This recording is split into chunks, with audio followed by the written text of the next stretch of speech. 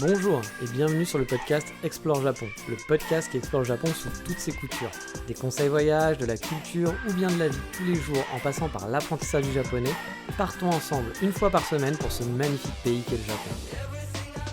Bonjour à tous, cette semaine on va pas se balader, je vais plutôt vous parler d'une expérience que j'ai vécue ces dernières semaines. Car oui, j'ai failli avoir un working visa. Alors, sans parler japonais et en plus avec un anglais qui est tout pourri. Mais alors là, vous dites comment? Comment c'est possible? J'étais pistonné par les Picards surgelés pour être le seul type de société au Japon qui parle uniquement français. Ça paraît étrange, mais pourquoi pas? Et je trouvais un boulot de mascotte du Mont Saint-Michel pour représenter le Mont Saint-Michel qui a été envoyé à travers tout le Japon pour représenter fièrement la France. Et du coup, j'aurais pas de mots à dire, juste à bouger en tous les sens. Eh bien tout ça, on va en parler dans la suite de l'épisode et je pense que ça pourra intéresser certains d'entre vous car c'est une solution pour avoir un working visa qui n'est certes pas accessible à tout le monde, on va pas le cacher, mais dont on parle très rarement. Mais avant tout ça, on va présenter le fameux sommaire. Et en vrac, on va boire de la bière, on va manger sur le port de Kobe, on va en apprendre un peu plus sur le boulot de freelance au Japon et on va suivre un tout nouveau résident japonais. Et oui, attention, attention, une petite faille spatio-temporelle est en train de se créer, car oui, ce podcast a été enregistré il y a quelques jours, il y a quasiment une semaine, et j'ai eu des informations depuis qui ont été mises à jour, et plutôt de tout refaire le podcast, parce qu'il y a plein de choses qui sont encore bonnes, je vous ferai un petit erratum à la fin du focus, vous comprendrez pourquoi en écoutant la fin du focus, donc je voulais vous prévenir de ça, parce que voilà, il y a eu des petites modifications, j'ai eu des news par rapport à tout ce que je vais vous raconter dans cet épisode. C'est vraiment très personnel, donc c'est sur ma situation personnelle, c'est pas sur la situation générale, donc vous en saurez un petit peu plus mystère. Et un autre truc, du coup j'en profite pour en parler et de faire cette petite pause dans l'épisode, cette pause spatio-temporelle encore une fois, parce on est plus loin dans cet épisode, j'ai rajouté cette partie en quelque sorte. Je voulais vous parler des visas, parce que vous l'avez peut-être vu, mais peut-être que vous ne le savez pas. Les visas travail et les visas étudiants vont être acceptés à nouveau au Japon et le sont déjà en fait. Officiellement, ils vont être annoncés le 8, je crois, le 8 novembre, donc dans quelques jours. Mais en fait, officieusement, les visas sont déjà activés. Moi, j'ai beaucoup de connaissances qui étaient bloquées pour des visas travail, voire pour des visas étudiants, qui ont vu leur situation être débloquée il y a une semaine. Donc, voire un petit peu plus. Donc j'ai un ami par exemple, ça fait 1 an qu'il est bloqué, qu'il attend de pouvoir aller au Japon. Il avait un visa travail mais il ne pouvait pas y aller parce que on lui refusait tout simplement. L'immigration refusait sa venue au Japon malgré le fait qu'il avait le visa, malgré le fait qu'il avait un travail, etc. Ça ne passait pas. Et là, il y a une semaine et demie environ, on lui a dit, son employeur lui a dit c'est bon, tu vas pouvoir venir au Japon. Ils lui ont gardé son visa heureusement parce que c'est un employeur japonais donc ils auraient pu au bout d'1 an se dire c'est bon mais on va passer à autre chose. Donc il a eu de la chance. Et du coup, ils lui ont dit, c'est bon, maintenant ça s'est décanté, tu peux venir. Donc c'est vrai que depuis une semaine et demie, on sait un peu, il y a des gens qui ont commencé à pouvoir revenir au Japon. Les étudiants aussi peuvent revenir, ça commence à être actif. J'en connais qui ont pu revenir là, avec un visa étudiant. Donc pour tous ceux qui avaient un visa travail ou visa étudiant, peut-être que vous n'avez pas encore eu l'info. Je ne pense pas parce que ça commence à bien circuler sur Internet. Puis je suppose que vos écoles ou votre employeur vous l'a vraiment dit.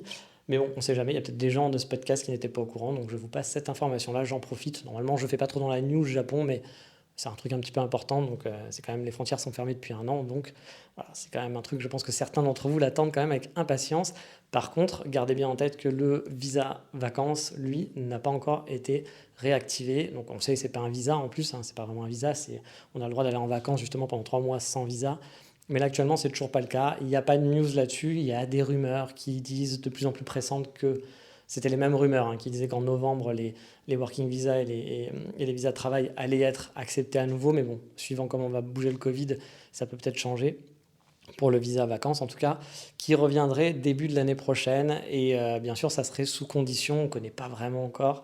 Encore une fois, c'est pas sûr à 100%, donc commencez pas à réserver, parce que je sais qu'il y avait des gens en plein Covid, parfois, qui m'envoyaient des messages en me disant tu crois que j'ai bien fait, j'ai réservé un billet. J'étais là, en ce moment, non, tout est fermé, puis ils vont pas rouvrir comme ça, mais je sais qu'il y a des gens qui sont très impatients. Donc vous pouvez tenter le risque, mais rien n'assure que les visas vacances seront rouverts. Mais en tout cas, voilà, c'est les dernières rumeurs pour début janvier et que ça serait sûrement sous condition. Donc certains pays, donc peut-être pas le nôtre, ça va dépendre aussi encore une fois de l'évolution du Covid en Europe, etc., ou au Japon. Il y aurait sûrement des conditions aussi, le vaccin. Si vous n'êtes pas vacciné, a priori, il y a quand même très peu de chances, je pense, voilà, faire un peu à Madame Irma, mais il y a quand même peu de chances que vous puissiez rentrer sans être vacciné, hein. À mon avis, ça va être une des conditions. Un simple test PCR ne suffira pas. Sachant qu'il y aura peut-être des tests PCR à faire sur place, c'est possible aussi, qui sont quand même coûteux au Japon, beaucoup plus qu'en France, qu'il était gratuit pendant très longtemps et qui maintenant sont payants, mais là-bas c'est encore beaucoup plus cher. Ça peut être 200 € un test PCR, hein, pour vous dire. Et c'est pas aussi simple, hein, il n'y a pas des petites guérites partout, hein. On oublie souvent qu'en France on est quand même assez privilégié pour tout ça. Il y a aussi sûrement d'autres contraintes, peut-être il y aura le fait de devoir rester 3 jours dans un hôtel, voilà, un genre de choses comme ça. C'est possible, voire plus, donc peut-être que ça sera compliqué pour vous si vous avez décidé de partir qu'une semaine, parce que partir une semaine, faire beaucoup de frais pour rester 3 jours dans un hôtel enfermé, c'est pas très cool, voilà, on va pas se le cacher. Donc, c'était les petites news. Pour l'instant, les visas vacances, on n'en sait rien, c'est des rumeurs, mais ce qui est assez positif, c'est que ça faisait partie d'un lot de rumeurs qui était aussi avec les visas travail, la rumeur du visa travail et des visas étudiants qu'on a annoncé depuis quelques temps en novembre. Et effectivement, ça c'est même avant novembre, parce que c'est fin octobre que ça a commencé à se mettre en place. Donc effectivement, c'est les mêmes rumeurs qui tournaient ensemble, donc on peut avoir bon espoir peut-être pour janvier, mais là encore, ça va dépendre de l'évolution du Covid, hein, vous vous doutez bien. Et puis pour ceux qui ont des projets de working visa ou des projets étudiants, voilà, vous savez que a priori, vous pouvez revenir au Japon. Le PVT, je ne sais pas. Je ne pense pas que le permis working visa soit remis un peu en circulation, mais peut-être. Ça, j'avoue, je n'ai pas l'info. Donc voilà, c'était dans cette petite faille spatio-temporelle qui, bien sûr, n'était pas du tout prévue, car on est dans Back to the Future par rapport à l'enregistrement.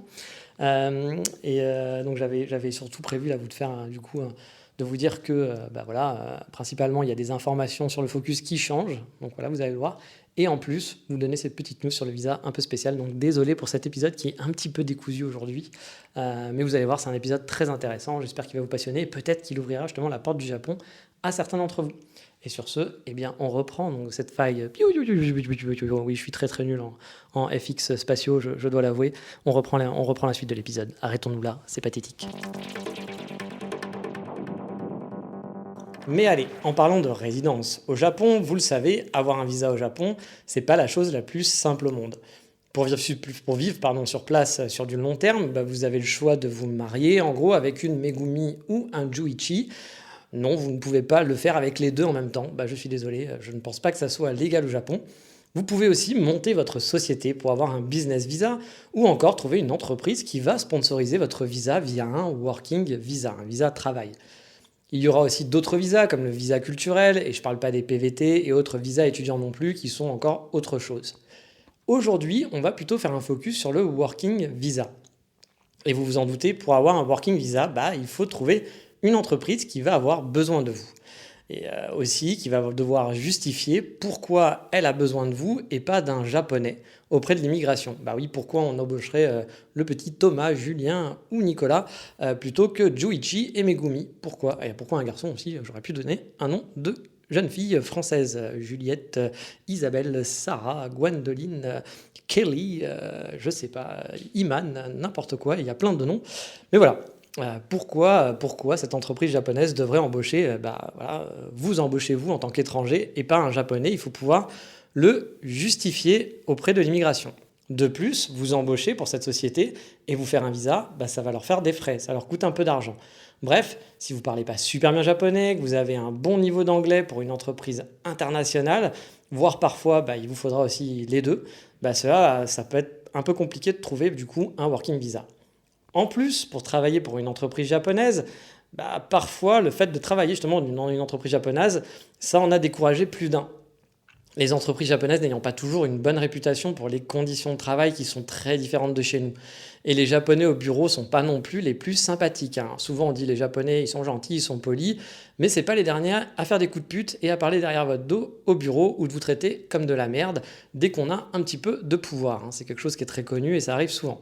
Moi j'ai connu personnellement plusieurs personnes qui ont été vraiment dégoûtées du Japon totalement, après avoir fait juste une expérience de travail sur place, alors qu'à la base, ils vivaient et rêvaient que par le Japon. Et même des gens qui sont venus dans de très très bonnes conditions, mais qui au final ont vraiment détesté travailler sur place et le Japon, plus jamais pour eux, à part en vacances, mais plus jamais ne vivre au Japon, pour eux c'est inconcevable parce que c'était tellement l'horreur pour eux. Bref, le visa travail, même s'il peut être un saint graal pour s'installer au Japon, ça peut vite tourner au cauchemar et c'est pas forcément aisé à avoir non plus. Alors bien sûr, tout ce que je dis, on le prend avec des pincettes, hein. Comme d'habitude, vous pouvez tomber sur une entreprise super chouette. Moi, j'ai d'autres contre-exemples où des gaijins sont super épanouis dans leur travail au Japon. Et puis, suivant vos diplômes ou votre situation, vous pouvez avoir plus ou moins de facilité aussi pour venir vous installer au Japon. On est tous différents là-dessus, vous vous en doutez bien. Mais vous l'aurez compris, moi personnellement, avec mon niveau en japonais et en anglais, et mon envie d'être, enfin voilà, j'ai pas tellement envie d'être dans le système de l'entreprise japonais à l'ancienne classique, quoi. L'option Working Visa, ça me tentait pas vraiment. Ça a jamais été vraiment une option que j'avais mis dans les top priorités. Moi, pour venir au Japon, j'optais plus pour monter ma boîte, ou pourquoi pas, si je trouvais la Megumi idéale, me marier sur place. Mais le Working Visa, voilà, c'est pas vraiment pour moi, c'est pas une option, quoi. Oui, mais voilà, ça a changé un petit peu il n'y a pas très longtemps, car j'ai un auditeur de ce podcast qui m'a parlé d'une solution à laquelle je n'avais pas pensé du tout et dont on n'entend pas souvent, voire jamais même parler, moi j'en avais jamais entendu parler avant, qui pourtant paraît logique sur le papier, effectivement. Il s'agit de venir en freelance au Japon en passant par une société de portage salarial. Bon là, je sens que j'en ai perdu quelques-uns d'entre vous. Le portage salarial, de quoi il s'agit? Qu'est-ce qu'il dit le monsieur? Je comprends pas. En gros, le portage salarial, ça existe déjà en France et un peu partout dans le monde, je suppose. On va faire un peu simple. Admettons, vous êtes en freelance, donc vous travaillez à votre compte, mais vous n'avez pas du tout envie de gérer votre société, de gérer tout ce qui est administratif, voilà, qui va être lié à tout ça. Que pour vous, par exemple, tout ce qui est administratif, c'est vraiment une prise de tête, gérer les impôts, gérer la compta, calculer la TVA, etc. Poulala, c'est compliqué. Et que vous préférez être comme un salarié, c'est-à-dire recevoir un salaire à la fin du mois, tout en la gardant la liberté de travailler avec différents clients et de gérer votre travail et votre temps comme vous le voulez. C'est là que le portage salarial intervient. En gros, plutôt d'être à votre compte, donc d'être vous-même votre propre, avoir votre propre entreprise, même si un freelance n'est pas vraiment une entreprise, mais vous avez compris, vous allez être un salarié d'une entreprise, mais cette entreprise, elle fera rien pour vous, voilà, à part vous faire une fiche de paie tous les mois. C'est-à-dire qu'elle ne va pas chercher des missions pour vous, elle ne va pas vous donner du travail. Vous n'allez pas aller dans un bureau, avoir des collègues, etc. Vous n'allez pas avoir de contact comme dans une vraie entreprise, et c'est pas eux qui vont vous dire « Ah Michel, est-ce que tu as fait le dossier machin ?» Non. Et ils vont pas non plus vous trouver des clients pour vous. C'est pas une entreprise qui gère des freelances, qui vont trouver des missions pour vous, et vous avez juste à travailler. Non, eux, ils vont juste vous faire votre fiche de paie. Tout le reste, c'est à vous de le faire. Mais c'est quoi la contrepartie du coup? La société va vous prendre soit un pourcentage de vos revenus, soit un montant fixe. Par exemple, puis ce que j'ai oublié de dire aussi, c'est que comment ça marche? En gros, cette entreprise, elle va facturer vos clients à votre place et vous embaucher en tant que salarié. C'est-à-dire qu'elle ne va pas vous chercher des nouveaux clients, c'est vous qui allez dire, voilà, moi d'habitude je facture cette personne-là, s'il te plaît, maintenant c'est toi qui factures à ma place. Et du coup, par contre, en contrepartie, elle va vous embaucher, vous allez avoir un salaire comme un salarié. Donc l'avantage pour vous, c'est qu'il n'y a plus de soucis administratifs liés à la gestion d'une entreprise. En plus, vous allez cotiser pour le chômage, ce qui n'est pas vraiment le cas quand on est chef d'entreprise ou quand on est freelance. Bref, vous avez les avantages d'un salarié qu'on n'a pas forcément en tant que créateur d'entreprise ou à son compte. Donc comme je disais, la contrepartie par contre, c'est que la société va vous prendre donc soit un pourcentage de vos revenus, soit un montant fixe qui va être plafonné, qui va être donné par l'entreprise de portage. Moi j'ai un ami, pour vous donner un exemple, qui est freelance, qui habite au UK, en Écosse, qui passe justement par une société de portage sur place. Il a son visa, donc c'est pas une histoire de visa, là il peut vivre au UK, il n'y a pas de souci, mais pour facturer ses clients, plutôt que d'ouvrir un freelance, en gros normal, d'avoir un statut de freelance en UK, il a préféré passer par une entreprise de portage, et cette entreprise lui prend 90 € par mois en montant fixe. Et bien sûr, cela peut varier suivant les boîtes, comme je vous le disais, ou suivant vos revenus. Mais vous avez à peu près compris le concept, je pense maintenant. Donc lui, en gros, il va perdre 90 € tous les mois sur sa fiche de paie, mais à côté de ça, il va cotiser pour le chômage, il n'a plus à s'occuper des papiers pour les impôts, etc. Toutes les complications avec les lois qui changent tout le temps, parce que c'est vrai que parfois ça peut être assez compliqué. Toute la comptabilité à faire, ça peut être vraiment parfois de la prise de tête et du temps perdu tous les jours dans votre temps de gestion d'entreprise peut vous prendre énormément de temps parce que il va y avoir des imprévus ou des choses qui sont pas très cool à gérer. Bref, vous avez compris maintenant un peu ce que c'est le portage salarial. Moi, je connaissais cette version assez classique, à vrai dire. Je l'avais même étudiée pour mon boulot actuel de freelance. Donc, je suis freelance en France, mais je travaille pour une entreprise canadienne principalement. Même si ça m'aurait simplifié la vie, en plus de l'argent pris par la société, donc je ne sais pas combien elle m'aurait pris, peut-être un pourcentage, peut-être 90 euros, je ne sais pas du tout, il faut aussi compter que vous allez avoir des charges à payer chaque mois. Parce que forcément, si vous cotisez pour le chômage et vous cotisez pour d'autres choses, vos impôts vont être plus grandes. Plus vous allez avoir des charges patronales qui vont être déduites de la société, et la société, elle ne va pas les prendre pour eux, le charge patronale, elle va le prendre sur ce que vous facturez. Donc vous allez avoir beaucoup moins d'argent sur votre salaire à la fin du mois. Mais c'est vrai que je n'avais pas pensé au fait que la société de portage salarial pouvait faire pour vous ou demander un working visa. Car même si techniquement c'est votre employeur, on est d'accord là-dessus, et que dans les faits, on va dire qu'ils n'ont quand même pas besoin de vous pour une mission ou autre. Donc pour moi, c'était plus une prestation de service que vous payez. Et donc, dans mon esprit, même si c'est légal, pour moi, c'était inconcevable qu'on puisse avoir un visa de travail via une société de portage salarial. Ça m'a même pas effleuré l'esprit, pour vous dire, j'y ai même pas pensé une seule minute. Oui, mais voilà, comme je vous le disais, un auditeur est parti vivre à Kyoto grâce à ça. Il est donc passé par une société de portage internationale pour avoir son visa et s'installer à Kyoto, tout en continuant de travailler en freelance à distance avec son ancien employeur en France. Il s'est mis d'accord avec son employeur lui a dit « tu fais ce que tu veux, tu vas vivre où tu veux, mais nous on gérera rien, c'est-à-dire que c'est à toi de te démerder en gros, nous on va pas te faire un visa, on va pas faire etc. etc. » Donc si tu as moyen d'aller, tu vas aller vivre au Japon, pas de problème, mais débrouille-toi. Nous on fera pas les démarches. Tu seras en freelance très bien, tu nous factures très bien, mais tu te débrouilles.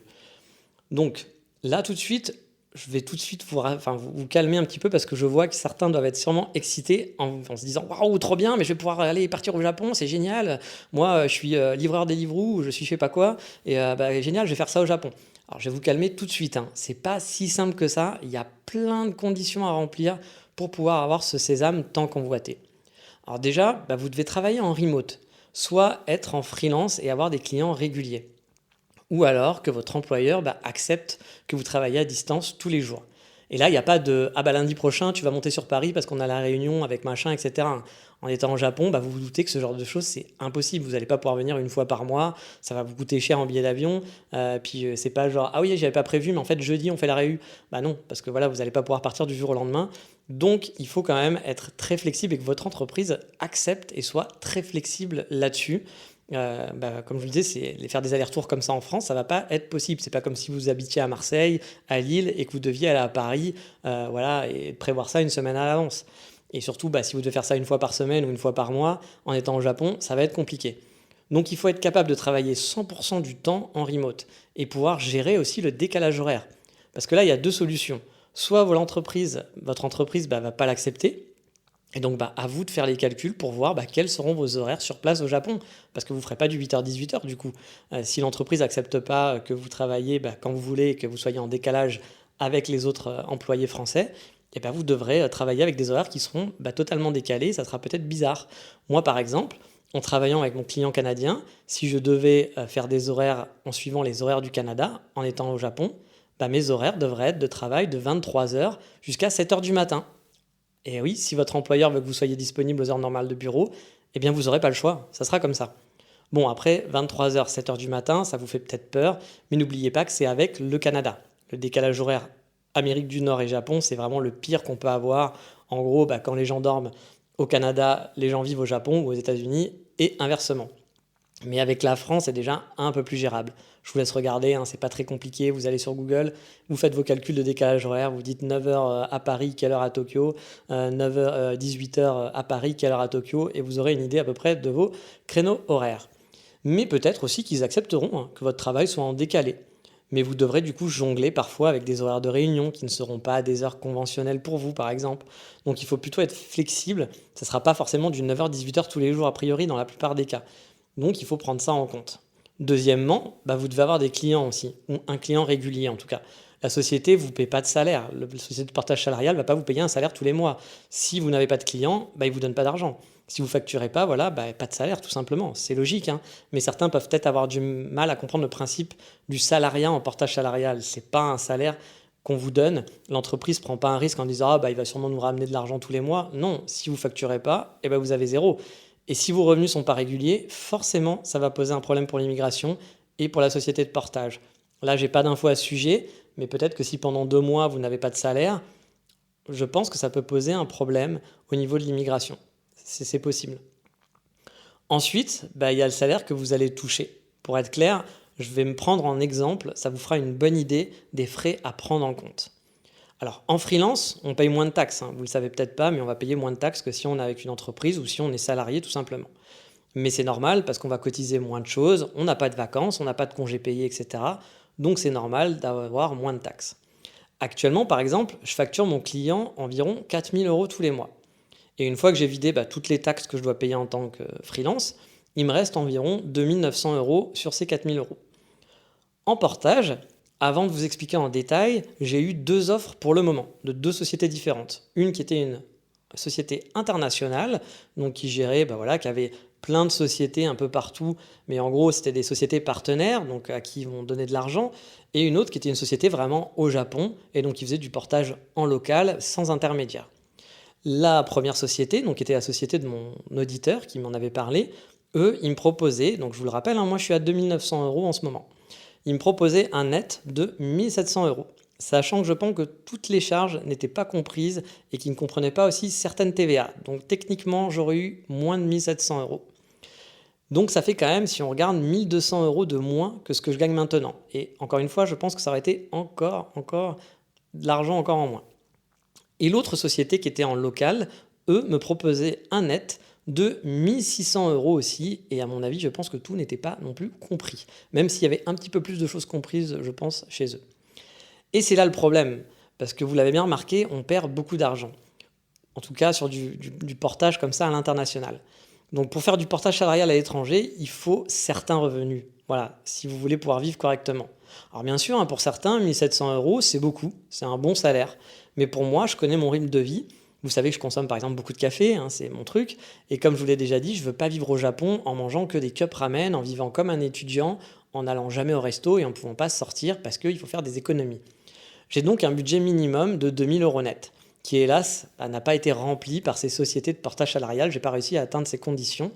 Et je vais vous expliquer comment et pourquoi mon net est passé de 2 900 en freelance actuellement à 1 700 euros net, parce que c'est quand même beaucoup en moins. Voilà. Et encore 1 700 euros net, c'était le mieux que j'ai eu. Alors déjà, il y a les charges. Au Japon, on dit souvent « les impôts sont moins chers », ce qui est franchement totalement faux. Je ne trouve pas que les impôts sont moins chers qu'en France. Peut-être que c'est un chouïa moins cher dans certains cas, mais vous n'allez pas non plus vous retrouver avec, des économies monumentaux. Les charges salariales sont environ de 15%, et les charges patronales sont entre 15 et 24%. Donc tout ça, vous devez l'enlever de ce que vous allez facturer à votre client. Ensuite, les impôts sur le revenu commencent à 10%. Et c'est comme en France, il va y avoir des paliers. C'est-à-dire que si vous avez un certain revenu, tout ce qui est au-dessus de ce revenu palier, vous allez devoir payer des taxes encore en plus. Plutôt d'être à 10%, vous allez être à 20% sur ce que vous gagnez en plus de ce palier. Et ça peut monter à 30%, 40%, etc. suivant combien vous gagnez. Et il ne faut pas oublier, il y a aussi la fameuse taxe de la ville, qui est l'équivalent en gros d'une taxe d'habitation, mais ce n'est pas tout à fait pareil, parce que ça se base déjà sur la ville où vous habitez, et c'est basé sur vos revenus sur l'année. Donc ça peut aller de 4% de vos revenus dans certaines villes à 10% parfois. Et oui, et 10% de ce qu'on gagne, sur 2 000 euros, c'est 200 euros qui partent tous les mois. Donc ça fait un peu mal quand même. Vous n'êtes plus à 2 000 euros, vous êtes à 1 800 euros par exemple. Ajoutez ça, les frais pris par la société de portage, parce que oui, la société de portage prend des frais.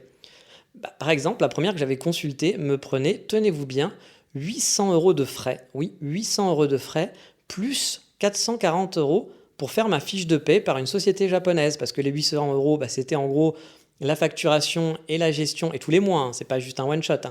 Donc sur mon salaire, ils prenaient tout ça. Et les 440 euros, c'était la société japonaise sur laquelle, qui était finalement mon employeur, qui allait me faire ma fiche de paie. Et donc, ça faisait un intermédiaire de plus. Donc, du coup, j'avais 800 euros plus 440. Et en plus, il fallait compter divers autres frais bancaires. Et aussi, il faut compter le change. Parce que, l'entreprise ne va pas vous payer en euros. Donc, l'entreprise va devoir vous payer en US. Donc, si vous êtes en dollars US, les 3 quarts du temps, ou en yens si c'est du local. Et vous vous doutez bien que si vous êtes en Europe, votre société que vous facturez, vous allez devoir les facturer soit en euros, vous allez peut-être les facturer en dollars, mais du coup, eux, ça va leur faire des frais bancaires, et parfois, ça peut vite monter. Tous les taux de change et les frais bancaires peuvent faire en sorte que vous perdiez 100 euros, par exemple, juste sur les 4 000 euros que vous avez facturés, vous allez peut-être facturer 100 euros, perdre 100 euros juste en frais bancaires. Et mine de rien, 100 euros plus 100 euros plus 100 euros, ça commence à faire beaucoup. Donc là, même sans tous ces frais bancaires et ces frais de taux de change, j'étais quasiment à 1350 euros de frais pour la société de portage. Et qui, attention, hein, parce que tout ça, c'était sans décompter la TVA, car il y avait une TVA à facturer là-dessus. Donc il fallait compter, je ne sais plus combien était la TVA, mais encore plus d'argent, peut-être 200 euros de plus ou quelque chose. Donc j'aurais été à 1500 euros en moins. Et dans les 1700 euros nets qu'il m'avait proposé, il ne comptait pas la TVA. Donc j'aurais eu encore moins que 1700 euros net. Et la deuxième société, là c'était plus surprenant, parce qu'il me prenait moins cher, elle prenait 900 euros, tout compris. Ce qui était normal au final, parce qu'il n'y avait pas d'intermédiaire au Japon, c'était une entreprise qui était déjà au Japon.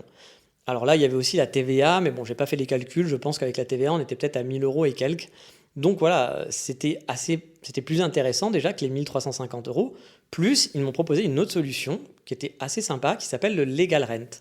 Alors le Legal Rent, c'est quoi? Bien en gros, votre employeur, la société de portage donc, elle va payer pour vous votre loyer. Bon, vous doutez bien que c'est pas juste vous payez votre loyer que vous allez économiser un loyer, hein, forcément. Vous emballez pas.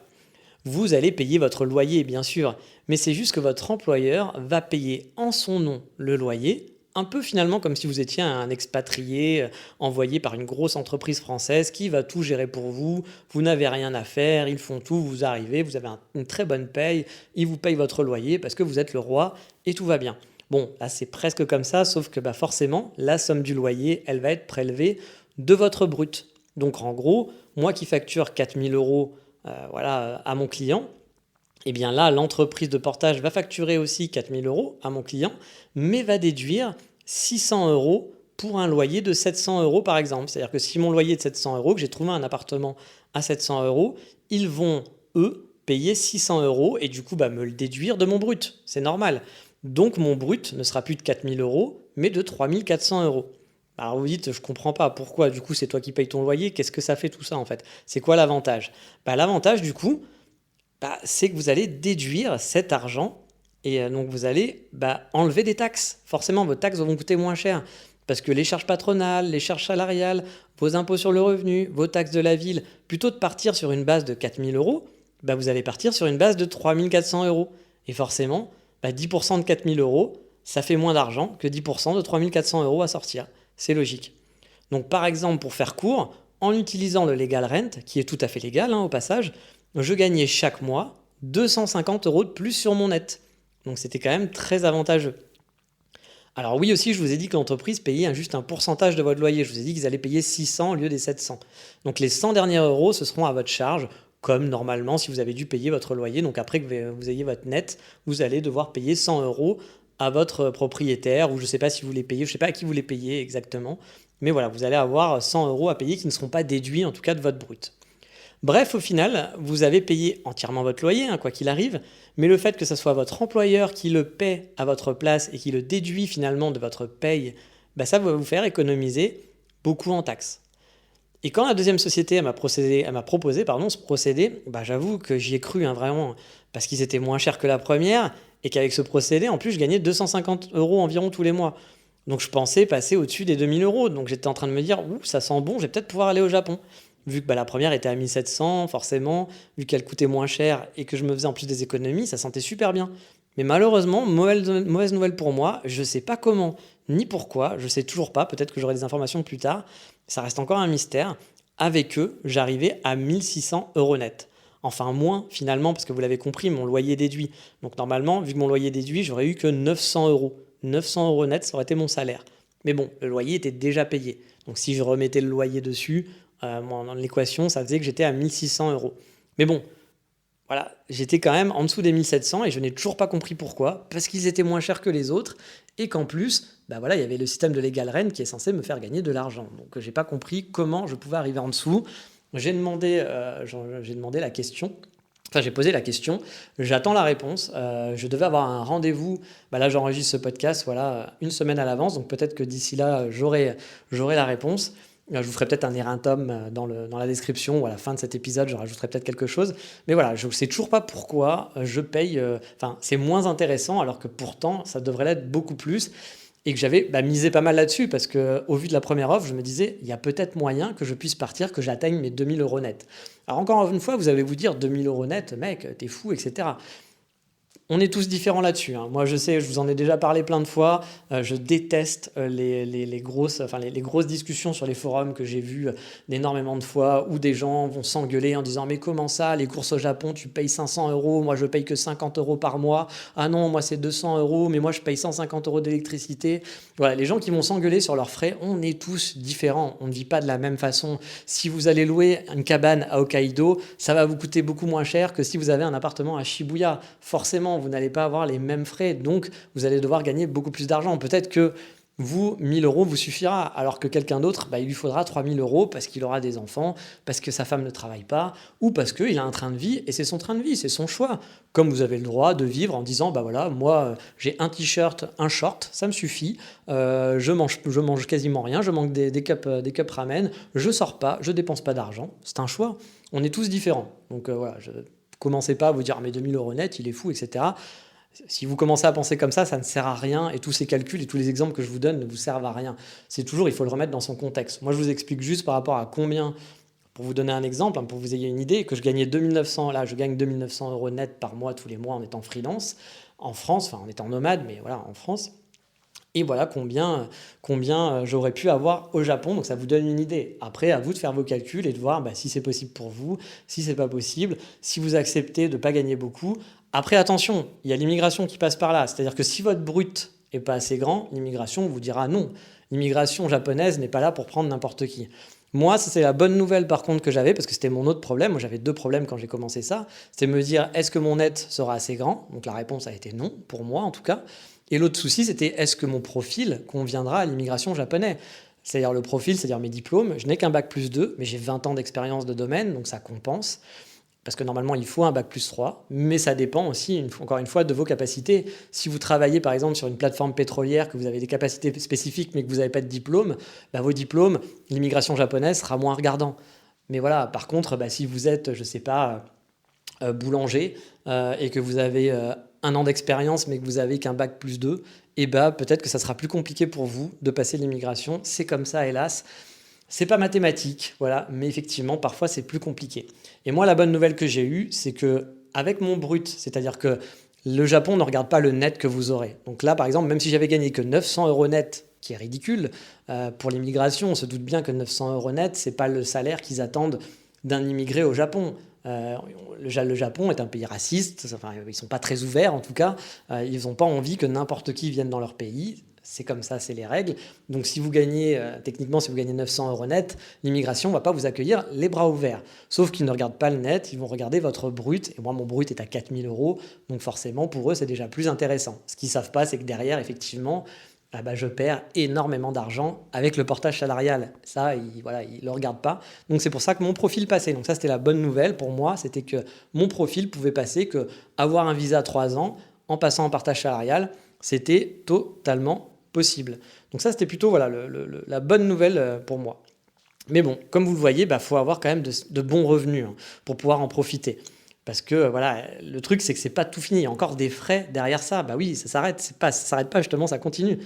Car c'est pas votre société de portage qui vous envoie travailler dans une succursale au Japon. Voilà, vous n'êtes pas chez L'Oréal et L'Oréal vous a dit, on a besoin de toi au Japon, etc. Donc, on va faire toutes les démarches. Non, là, vous êtes freelance, vous passez par une société de portage qui est juste un service, qui n'est pas là pour vous. Donc, le visa, ça va être à votre charge. Les frais de visa vont être à votre charge. Ce n'est pas la boîte de portage qui va le payer pour vos beaux yeux. Donc, la société de portage va sûrement s'occuper des démarches, peut s'occuper des démarches en tout cas, donc pour vous, mais ils vont vous prendre de l'argent, forcément, parce qu'ils vont se prendre déjà une commission, parce qu'ils vont faire le travail, forcément, et puis c'est eux qui font la demande, donc c'est pas vous pouvez pas dire, non, mais moi je vais faire la demande à votre place, comme ça j'économise, vous le faites pas, non, parce que c'est eux qui font une demande de visa pour vous. Ils vous embauchent comme si vous étiez un salarié, donc pour l'entreprise, pour l'immigration japonaise, vous êtes un salarié de cette entreprise. Voilà. Donc c'est eux qui vont faire les démarches, mais il va falloir payer. Voilà. Et par exemple, je sais que la première société prenait 4000 euros net pour un visa de 3 ans. Donc, il fallait sortir 4000 euros pour avoir son visa de 3 ans. C'est 4000 euros de perdu, vous les payez, c'est pas genre... c'est comme ça. Sachant qu'ils avaient encore des frais en plus. Le premier mois, je crois qu'ils prenaient, je sais plus, 300 euros de frais le premier mois, je sais pas pourquoi. Donc, ils avaient encore des frais supplémentaires. Donc, comme vous voyez, ça coûte très très cher. Il faut quand même avoir les moyens pour faire ça. Malheureusement, ça sera pas pour tout le monde. Donc, Alors après, oui, donc il y a les 4 000 € pour les 3 ans, et donc 3 ans plus tard, il faudra sûrement aussi repayer quelques euros pour renouveler votre visa. Mais j'ose espérer que c'est un peu moins cher vu que c'est un renouvellement. Mais ça, j'avoue, je n'ai pas demandé, j'ai pas l'info, parce que j'espérais quand même, voilà, moi mon but, pour rien vous cacher, c'était de me dire, si je passe en portage salarial, je peux venir au Japon rapidement, donc c'est chouette. Mais après, le but, c'était quoi? C'est pas de rester en portage, parce que vous vous doutez bien que gagner 2 000 € net, j'aurais pas économisé d'argent, donc je n'en perdais pas, mais j'en gagnais pas. J'ai 40 ans passés, il faut quand même que je gagne ma vie, que j'économise pour le futur. Voilà, je ne peux pas me permettre de partir non plus comme ça et allez, on est fou. J'aurais eu de l'argent un peu de côté, parce que j'aurais pas eu, comme pour créer une entreprise, j'aurais pas eu besoin de mettre de l'argent, tout mon argent dans un compte de mon entreprise. Donc j'aurais eu quand même de l'argent perso de côté. Mais voilà, le but pour moi, c'était de me dire, on fait ça pendant 1, 2, 3 ans, et on essaye en attendant de trouver une Megumi, la Megumi idéale pour se marier. Et une fois marié, plus besoin de passer par le portage pour avoir le visa, parce que vous avez un visa mariage. Et là, on passe en freelance. Et en freelance, j'ai regardé par rapport à mes revenus, alors je ne suis pas sûr exactement de mes calculs, parce que j'ai regardé en grand, je devrais tourner autour des 2400, 2600 € net. Donc ça se rapproche quand même un petit peu plus des 2900 que j'ai maintenant. Donc comme vous voyez, il y a un petit peu moins, il y a des taxes, mais c'est déjà un peu plus réalisable. Donc voilà, moi c'était mon but de me dire, on fait ça, le temps de trouver quelqu'un avec qui se marier. Et puis, alors pas se marier avec n'importe qui, bien sûr, mais voilà, ça laissait le temps, ça permettait de vivre au Japon et d'avoir le temps sur place de rencontrer quelqu'un. Et une fois marié, on repasse en freelance. Et là, du coup, on peut économiser de l'argent. C'est pas quelque chose que je voulais faire, genre en me disant, je vais faire 10 ans de portage salarial, parce que 10 ans sans économiser un seul euro ou un seul yen, c'est pas très intéressant non plus. Surtout vu la thune qu'on donne à ce portage, c'est quand même 1300 € ou 1000 € qu'on va donner tous les mois, c'est quand même de l'argent perdu au final. Donc voilà, comme vous pouvez le voir, donc cette solution elle est vraiment orientée pour certaines personnes, et donc elle est très très coûteuse, malheureusement, j'en suis désolé, mais peut-être que ça pourra servir à certains, donc c'est pour ça que je voulais en parler. Et donc pour revenir à mon cas personnel, parce que c'est quand même mon podcast, donc vous aimez bien suivre mes aventures, je le sais, j'ai eu quelques espoirs, je ne vais pas vous le cacher au départ, car les chiffres qu'on m'avait donnés, l'auditeur m'avait donné, n'étaient pas du tout les mêmes. Il m'avait parlé de 500 € max pris par la société de portage. Finalement, on est à 1500, donc je ne sais pas s'il n'est pas au courant de ces chiffres et qu'il n'a pas fait attention et qu'il gagnait assez bien sa vie de ce que j'ai compris, donc peut-être que il n'a pas regardé dans les détails et voilà, il n'a pas fait gaffe. Peut-être que c'était un autre moment et qu'il a eu un super discount, je ne sais pas. Mais moi, en tout cas, ce n'était pas du tout les mêmes tarifs. Et moi, c'est vrai que quand il m'avait dit 500, j'avais fait mes petits calculs et je m'étais dit, c'est cool, je vais pouvoir, ça va le faire, quoi. Parce qu'entre 500 et 1300, là, j'étais à 1700, ça veut dire que j'aurais été au-dessus des 2000 largement, il n'y aurait pas eu de souci. Mais malheureusement, c'était pas le cas, ça a été le double, voire le triple. Et 1700 € pour moi, comme je vous l'ai dit, c'est trop juste. J'aurais pu aller vivre à Kyoto avec ça, bien sûr, mais j'aurais dû réduire vraiment drastiquement mon rythme de vie et j'avais pas envie, j'aurais fait aucune économie. Voilà, c'est mon choix et du coup, j'étais un peu malheureux, mais c'est comme ça. Et bien sûr, vous le savez, vous vous en doutez, j'ai été vraiment très très déçu parce que j'y ai cru pendant quelques semaines. Je me suis dit, mais ça a l'air de passer. Je faisais mes calculs par rapport à ce qu'on m'avait dit et je m'étais dit, putain, mais c'est génial, j'ai une solution pour partir au Japon rapidement. Et je pensais vraiment pouvoir m'installer au Japon en mars. Mais bon, voilà, ça a été un peu la douche froide. Donc ça a été un peu la déception, un peu la petite déprime pendant plusieurs jours. Mais bon, c'est la vie, c'est comme ça, il faut rebondir d'une autre façon. Maintenant, je repars donc sur le projet d'économiser de l'argent pour monter ma société. Mais peut-être que vous avez les mêmes revenus que moi actuellement et que passer à 1700 € net vous pose pas de soucis. Ou bien que vous avez des revenus qui sont encore plus grands que les miens et qui sont aisés. Et du coup, sachez en tout cas que cette solution existe. C'est pour ça que je voulais le partager avec vous. Ça peut peut-être aider certains, donc tant mieux si c'est le cas. Là, par exemple, il y a une des personnes, comme je dis, un des auditeurs, qui a réussi à partir avec sa femme et son enfant au Japon comme ça. Il a des très bons revenus, de ce que j'ai compris. Et du coup, voilà, il est heureux, il vit au Japon grâce à ça, il paye beaucoup d'argent, mais bon, il peut profiter, donc tant mieux pour lui. Et voilà, on va souhaiter ça à tous ceux qui le peuvent. Donc voilà, si certains d'entre vous peuvent partir comme ça, j'espère que ça aura pu vous aider, même si moi j'aurais pas pu en profiter, j'espère avoir partagé et que vous aurez une bonne nouvelle, qu'un jour il y aura un autre auditeur qui me dira merci parce que grâce à toi j'ai pu aller au Japon. Ça me ferait très plaisir. Mais voilà, désolé pour cet épisode qui va être un peu long du coup, mais il fallait bien tout vous expliquer en détail.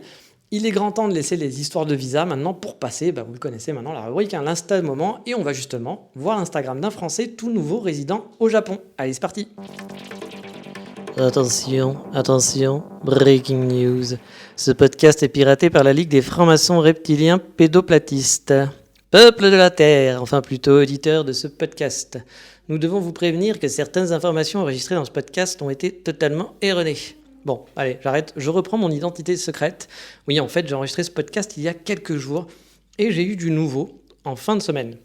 J'ai pu discuter en fait à nouveau avec la deuxième personne de Tokyo qui me proposait donc du legal rent, dont j'avais parlé dans cet épisode. Vous le savez, ceux avec qui j'avais pas compris pourquoi mon net finalement était moins intéressant, alors que sur le papier ils étaient moins chers et qu'ils faisaient de l'optimisation fiscale. Je les avais donc recontactés juste après en fait pour leur demander si par hasard il n'y avait pas eu une erreur dans son calcul. On ne sait jamais, hein, ça serait un peu dommage. Parce que moi j'avais refait les calculs et j'arrivais pas au même chiffre. Mais je me disais peut-être que j'ai pas toutes les informations. Mais en plus, le truc un petit peu étrange, c'était que effectivement ils étaient moins chers. Moins chers et moins avec de l'optimisation. Donc je comprenais vraiment pas comment ils pouvaient être moins intéressants au final. Même si je me trompais dans mon calcul, il y avait un truc pour moi qui clochait.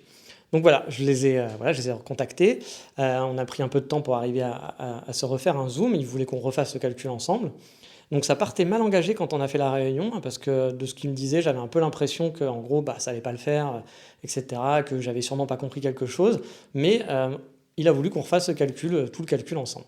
Et il s'est avéré au final que mon calcul était juste. Voilà, parce qu'on arrive à un moment à un chiffre, et puis il me dit, voilà, vous arrivez à 1400 euros net. Mais donc moi j'étais là, oui, mais la dernière fois il m'avait dit 1000, presque 900 euros, c'était entre 900 et 1000 euros, entre 900 et 1000 euros. Donc c'est beaucoup plus ce qu'il me proposait. Et il commence à me dire, oui, non, mais parce que vous n'avez pas compris, nous on enlève le loyer, donc c'est normal qu'on soit moins cher, que votre net soit moins gros que l'autre proposition qu'on vous a faite, que les premiers m'avaient faite. Et j'étais là, je fais, oui, non, mais ça je l'ai bien pris en compte, il n'y a pas de problème, mais c'est juste que la dernière fois, on était entre 900 et 1000, et là, vous êtes à 1400. Donc, mon calcul, finalement, vous êtes en train de me dire que 1400, c'est effectivement le bon chiffre. Et là, il me dit, oui, c'est ça, c'est le bon chiffre. Je sais pas, c'est pas ce que vous m'aviez dit la dernière fois, en fait. Donc, c'est pour ça que moi, je comprenais pas trop. Et il m'a fait, pardon, désolé, j'ai dû me tromper à ce moment-là. Donc, voilà. Du coup, je me suis dit que vous l'avez compris, que avec cette compagnie, j'arrive à quelque chose de plus correct, on va dire. On se cache rien, on va tous dire. De toute façon, les pédoreptiliens nous ont déjà infiltrés et nous écoutent via les puces 5G de Bill Gates, donc on n'a rien à cacher. Donc avec son offre, j'arriverai en gros, si je remets le loyer par-dessus. Alors j'ai pris mon loyer que j'avais à Kyoto, pour ne rien vous cacher, qui était à peu près de 700 euros. Donc j'arriverai à 2000 euros net. Alors c'est pas l'idéal pour moi, bien sûr, mais par rapport à mon budget, je rentre quand même dans les clous, je pense. Ce qui veut dire que je vais me donner quand même quelques jours pour refaire mes calculs de budget, pour être sûr. Je vais essayer de bien réfléchir aussi aux différentes possibilités. Mais au final, il y a des chances pour que je déboule au Japon en working visa en mars prochain, dans ces eaux-là, rien n'est décidé pour l'instant, pour m'installer cette fois-ci, je l'espère, durablement sur place. Mais ça, bien sûr, je vous en reparlerai en détail de tous mes plans machiavéliques, en tant que chef du commando 56 des pédoreptiliens platistes, vous le savez.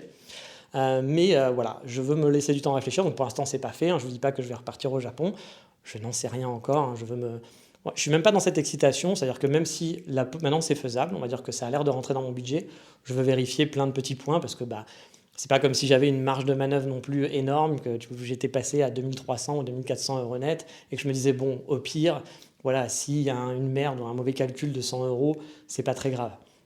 Donc voilà, je veux juste un petit peu recalculer tout ça pour voir si ça rentre dans mon budget, si ça rentre dans mes plans globaux. Mais pour l'instant, sur le papier, ça serait totalement réalisable. Donc voilà, je referai sûrement une émission un petit peu plus détaillée là-dessus, sur mes plans personnels, ou peut-être que ce ne sera pas une émission, mais peut-être que dans le podcast, si ça vous intéresse, je ferai un genre de suivi. Il y aura une nouvelle rubrique avec le suivi de mon départ au Japon, avec mes recherches, comment j'organise tout ça, toutes les problématiques que j'aurai. Je pense que ça peut être intéressant pour les gens qui ont ces projets-là aussi. Donc voilà, c'était le petit erratum de ce podcast. Alors je suis désolé, ça vient un peu comme ça, mais quand je l'enregistrais, je n'avais pas prévu d'avoir cette info-là. Et je me suis dit que vu que j'ai eu cette info avant de publier ce podcast, j'en profitais pour recaser ce petit moment-là en ne changeant pas et en ne réenregistrant pas tout le podcast. Parce que voilà, c'était juste sur mes données personnelles, tout le reste est effectivement valable. Mais voilà, vous pouvez reprendre votre activité normale, c'est-à-dire boire mes paroles et vous faire lobotomiser le cerveau avec l'Instagram de la semaine.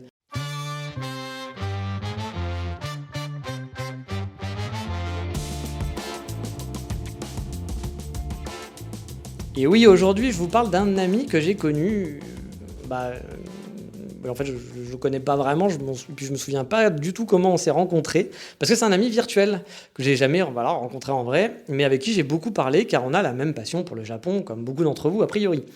Il a fait une école de langue aussi, comme moi, mais lui, c'était 1 an après que je sois parti au Japon. Et lui, il est allé à Fukuoka. Il a eu les mêmes ressentiments que moi sur l'école au Japon, alors que je le sentais beaucoup plus motivé que moi à la base, hein, parce qu'il avait un groupe pour l'apprentissage du japonais, il avait l'air vraiment d'apprendre à fond avant de partir, etc., ce qui n'était pas vraiment mon cas, hein. Moi, j'étais un peu cancre hein, en étant en France, hein, je faisais pas grand-chose. Et lui, il avait l'air d'être hyper motivé, donc je pensais que l'école au Japon, ça allait passer crème pour lui. Mais bah, comme moi, l'école, ça l'a un peu dégoûté sur place, et finalement, il a pas aimé, il a fait qu'1 an au lieu des 2 ans. Et comme moi, ça l'a un peu démotivé. Alors, je vous dis pas de pas faire une école, hein, bien sûr, mais voilà, vous sachez que ça peut être un peu compliqué pour certains. Mais bon, comme moi, il n'a pas 20 ans, il a repris l'école, etc. Et je pense que le côté un peu trop scolaire n'a pas aimé, puis il avait l'impression de pas vraiment progresser. La façon dont il apprenait là-bas, après ça dépend des écoles aussi, hein, c'est pour ça que le choix de l'école est importante. Donc non, c'était un choix important. Donc, voilà. Et comme vous pouvez voir, j'aurais dû faire des bons choix quand j'étais plus jeune en France aussi, parce que mon français, comme je vous l'ai dit, n'est pas très bon. Donc voilà, bon, lui aussi, il est revenu en France après 1 an. Il s'est lancé dans le freelancing et il est retourné au Japon il y a peu. Car même si les entrées sont bloquées pour plein de gens en ce moment, hein, vous savez que même s'il y a des gens qui ont des visas mais qui ne peuvent pas rentrer au Japon alors qu'ils ont des vrais visas et que ils ne peuvent pas, ils sont bloqués. Il y a des familles depuis 1 an qui ne peuvent pas se voir parce que le gouvernement japonais a décidé pour je ne sais quelle raison que même si vous aviez un visa, vous êtes un étranger, donc vous allez apporter la maladie, alors que Megumi, elle peut traverser et voyager à travers le monde. Comme on l'a déjà vu, hein, il y a eu des pics comment ça s'appelle, de Covid au Japon. Alors on va dire oui, c'est les JO. Ouais, les étrangers ont souvent bon dos au Japon, hein, il faut être honnête, parce que moi j'ai vu plein de Japonais et Japonaises faire des voyages à l'étranger en Inde, quand c'était le plus haut pic en Inde et que c'était le bordel, qui se baladaient comme ça tranquille et qui revenaient au Japon. Je me souviens aussi qu'à Kyoto, il y a eu un pic énorme pendant les vacances scolaires, parce que tous les écoliers, avant la rentrée, étaient partis à l'étranger en vacances et sont revenus dans leur famille, sont revenus à l'université, ils ont fait des fêtes, et après ils sont allés dans leur famille. Ils sont rentrés chez papa-maman, voilà. Et du coup, papa-maman qui habitait un peu dans un petit village, un petit bled où le Covid, il n'y avait pas grand-chose, ils ont ramené le Covid partout.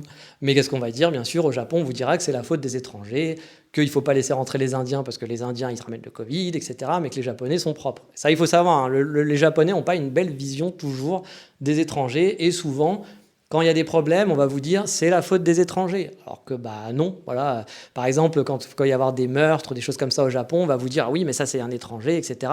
Bon, si vous voulez regarder les statistiques de meurtres, etc., souvent les gros déglingos, c'est les Japonais, hein. C'est pas un Anglais, un Indien ou un Français qui va prendre un couteau et qui va aller poignarder 75 Japonais dans le métro, hein. C'est souvent un Japonais qui va faire ça.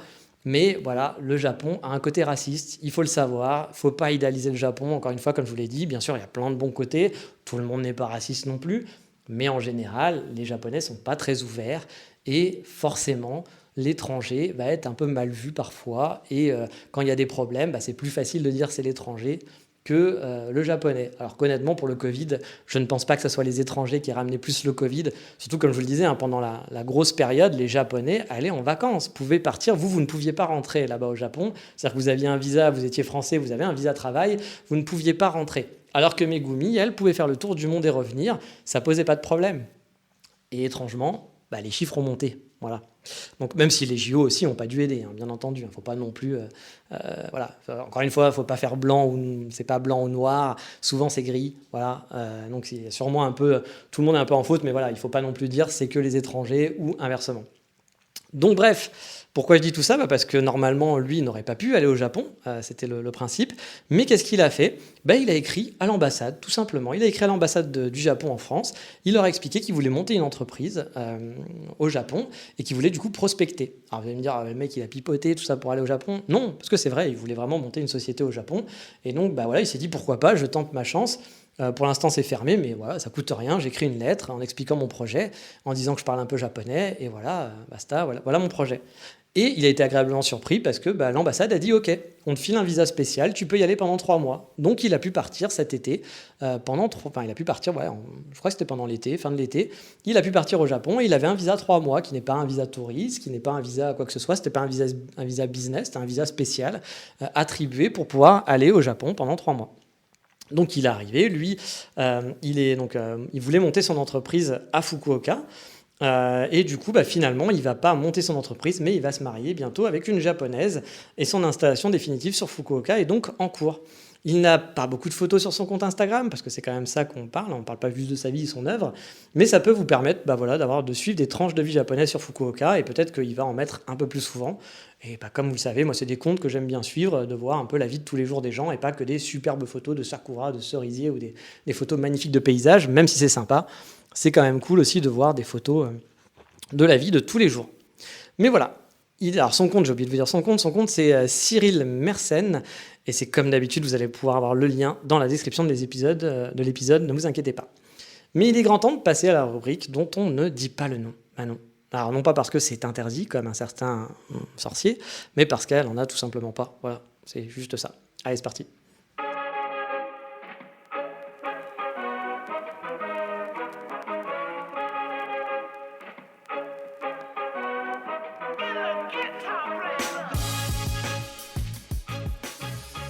Et cette semaine, je vous emmène sur la marina de Kobe, connue pour sa fameuse tour, la tour de Kobe entre autres, et son centre commercial qui donne sur la mer et son petit port de plaisance. Et c'est justement dans le centre commercial qu'on va aller boire des bières et manger. Je vais vous parler de Hop Stand Harborland Shop Kobe. C'est un peu long comme nom de resto. Pas sûr qu'il soit très bon en marketing, mais bref.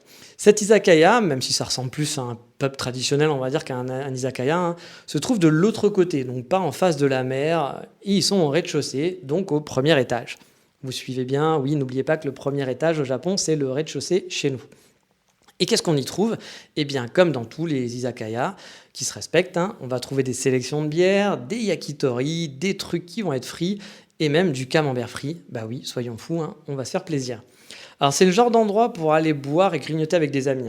Ça fait pas du tout izakaya traditionnel, comme je l'ai dit, ça sent pas le vieux traditionnel qui pue, enfin quand je dis qui pue le graillon, qui fait un peu vieillot, etc. Mais qu'on kiffe bien, on aime bien ce genre d'ambiance au Japon. Mais là, ça fait plus un pub, on va dire. Moi, j'y suis allé 2 fois et à chaque fois, j'ai bien bu et j'ai bien mangé sur place. Donc c'est pour ça que je vous en parle. Le lieu, franchement, il est assez quelconque, comme je vous l'ai dit. Mais il fait le job, voilà. Et par beau jour, ils ont même une grande terrasse. Alors que demander de plus, surtout que les terrasses au Japon, il n'y en a pas tant que ça, vous savez. C'est pas comme chez nous, où on a plein de terrasses partout. Eux, manger dehors, c'est pas forcément dans leurs habitudes. Comme d'habitude, je mettrai les liens Google Maps, Instagram qui vont bien, ainsi que les photos sur le Patreon de l'émission pour les abonnés soutien. Et au passage, je tiens à la remercier pour le soutien du podcast. Ça permet de payer une partie des frais de celui-ci. Puis ça fait toujours plaisir d'avoir des gens qui financent un petit peu le travail. Parce que oui, toutes les semaines, c'est quand même un petit peu de travail. C'est 3-4 heures par semaine de boulot, le podcast. Vous pensez que je raconte ma vie comme ça en faisant ça à l'arrache en une demi-heure ? Eh bien non, ça prend plus de temps. En tout cas, si vous avez besoin de nourriture et vous avez envie d'avoir des brochettes frites, par exemple, ou des brochettes tout simplement, et puis si vous avez envie de camembert frit, parce que franchement le camembert frit c'est cool, on est français, ou on l'est pas, ça fait plaisir de manger du camembert frit. Voilà, c'est une bonne adresse pour se poser sur la marina de Kobe. Mais bon, les restaurants, c'est pas ce qui manque aussi sur place. J'avais fait un restaurant italien aussi, mais on en reparlera une prochaine fois sûrement dans cette rubrique. Et on va faire un petit peu court aujourd'hui, parce que l'épisode est déjà très très long. Donc on va passer tout de suite au coup de cœur, qui va rester dans le thème du focus de cet épisode finalement.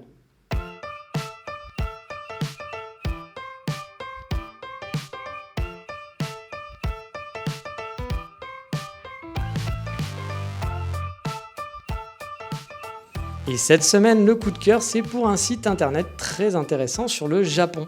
Je vous ai déjà parlé de son Instagram, mais aujourd'hui, je voudrais vous parler de son blog professionnel. Alors, je suivais son blog perso qui était aussi très très cool à l'époque, et qui l'est toujours au passage, car il est très différent des blogs Japon habituels qui vont vous faire la pub pour tel endroit touristique super connu. Voilà, elle, ou comme moi, parce qu'Explore Japon, parfois je vous fais de la pub, je vous parle d'endroits très très connus, je vous fais explorer aussi des coins moins connus, je pense, mais voilà, moi aussi, je passe par des coins, même si par exemple Kyoto, je vous avais jamais fait le spot Kiyomizu-dera, je vous ai jamais dit d'aller au pavillon d'or, etc. Peut-être qu'un jour, il faudra que je vous fasse effectivement les trucs un peu plus traditionnels, mais tout le monde le fait, donc autant faire un truc un peu plus différent, je pense. Même si ça fera pas de mal aussi d'en parler, parce que y a peut-être certains qui n'écoutent que mon podcast. Bon, je sais pas, ça existe peut-être. Peut-être que j'ai des fans qui n'aiment que ma voix, qui même s'en foutent du Japon. C'est possible. Qui sait ? Vous me faites un petit peu peur dans ces cas-là, sachez-le. Je rigole bien sûr. Mais donc voilà, donc je suivais son blog, habituel, son blog, on va dire, de vie. Elle racontait en gros son quotidien avec ses potes japonais, son travail, ses vacances. Mais comme je vous le disais, elle n'allait pas faire un article sur le Kiyomizu-dera ou je sais quel autre spot touristique, quoi. C'était vraiment du classique de sa vie, la vie normale. Parce que quand vous êtes au Japon et que vous habitez, vous n'allez pas vous faites pas les spots touristiques. Quand vous habitez à Paris, vous n'allez pas à la Tour Eiffel tous les week-ends, quoi. Je veux dire, c'est normal. Donc voilà, là c'était pareil, vous suivez son blog. Puis en plus, elle habite à Hiroshima. Donc voilà, Hiroshima, c'est un petit peu moins touristique, même s'il y a des endroits qui sont très très connus pour les côtés touristes. Mais là, on va parler plutôt de son blog pro. Alors de qui je parle? J'ai parlé d'Hiroshima, j'ai parlé d'M-Freelance. Peut-être que quelqu'un, si vous suivez un peu les internets, vous la connaissez. Il s'agit de Jude à Hiroshima. Elle est très présente sur Twitter et sur Instagram et franchement très agréable à suivre. Donc vous l'avez compris, Jude à Hiroshima, c'est qu'elle vit à Hiroshima, ou alors ça serait une grosse menteuse. Elle vit là-bas depuis au moins une bonne dizaine d'années, je pense, de mémoire. Au départ, elle a travaillé pour l'office de tourisme de Miyajima. Il me semble qu'elle travaillait pour le site web français. Puis dans une agence de com, elle a travaillé japonaise et elle est maintenant freelance à son compte, donc depuis quelques années. Et sur son blog pro, elle nous raconte son quotidien de freelance. Donc là, elle ne va pas nous parler de ses vacances, mais elle nous parle de ses projets professionnels sur lesquels elle travaille, sur comment elle a monté, par exemple, sa société de freelance, quels ont été les problèmes rencontrés, comment ça se passe, par exemple pour les impôts. Bref, c'est une mine d'or d'informations réelles, non pas écrites par un gaijin au Japon. Je ne suis pas très fan du gaijin au Japon, je pense que vous l'avez compris à force, ou je ne sais quel youtubeur qui va faire du contenu sponsorisé, qui va vous raconter n'importe quoi sans l'avoir vraiment testé, juste parce qu'il a chopé des infos sur Internet ou parce que quelqu'un l'a payé pour raconter quelque chose. Du coup, c'est chouette à lire, c'est une vraie mine d'or, ça permet de se faire une idée du quotidien de freelance au Japon et de récupérer quelques informations précieuses sur le statut de freelance au Japon. Pour la retrouver, c'est pas très compliqué, hein. Il suffit de taper Jude à Hiroshima et vous retrouverez son blog pro et perso. Voilà, c'est pas très compliqué non plus. Voilà, vous allez taper Jude à Hiroshima, vous allez peut-être tomber sur son blog perso avant, mais bon, vous allez sûrement trouver son lien pro, c'est pas très compliqué, mais je vous mettrai les liens quand même sur le Patreon. Donc c'est bien écrit, c'est vraiment chouette à suivre. Moi, j'aime beaucoup son blog. Et là, vous vous dites, mais qu'est-ce que ça fout dans la rubrique coup de cœur? C'est juste parce que c'est un blog qui m'a souvent aidé à choper des infos. Et vu que je suis en pleine comparaison des différentes options, que ce soit entre le portage salarial, l'entreprise traditionnelle, le freelance, via un visa mariage forcément, car il n'y a pas de visa pour les freelances, vous l'avez compris en tant que tel. Du coup, ça aide beaucoup. Il y a des infos qui sont sympas. Et puis, ça permet de se faire une idée de la vie de freelance au Japon. Et peut-être que ça m'arrivera un jour. Je serai peut-être freelance au Japon si je suis marié ou quoi que ce soit. Donc, c'est des infos qui sont bonnes à prendre. Et pour moi, c'est un petit coup de cœur parce que c'est un blog qui est bien fait. Donc, j'aime bien ce blog-là. J'ai pas de part dans le blog, hein, vous vous doutez bien. De toute façon, je pense pas qu'elle gagne d'argent avec son blog. Donc voilà. Et j'ai critiqué un gaijin au Japon. Hein. Je suis désolé, mais c'est vrai que c'est quelque chose. Moi, je n'aime pas du tout les gens qui font des posts sponsorisés, des machins sans en parler, etc. Donc je vous en ai déjà parlé. Moi, j'aime pas du tout ça. Après, si vous aimez son contenu, vous avez totalement le droit. On est tous libres, hein, bien sûr. Il y a pas de souci. Moi, j'avoue, j'aime pas trop ces façons de faire. Il poste partout.